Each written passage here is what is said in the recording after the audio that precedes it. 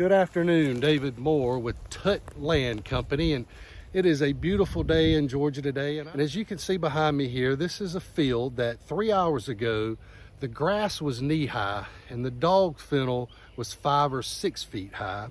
And I had Matt Clark with Clark's Property Management, who does all of my tractor work, come out here and mow this field because I didn't want a buyer that shows up here to imagine what this field looks like. I want them to see just how beautiful this field is.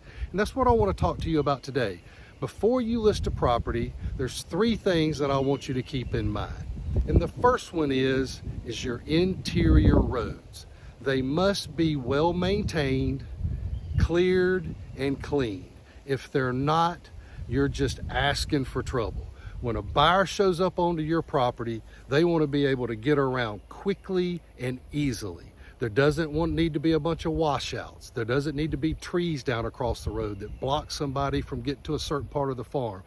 Doesn't need to be a bunch of wet spots or mud spots that they get stuck, or at worst can't get through. Secondly, if you got a bunch of open areas, fields, pastures like I have here behind me, make sure they're mowed.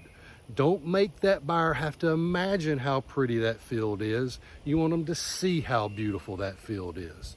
And lastly, a lot of properties I go on are full of junk and trash. They might as well be a junkyard instead of a farm.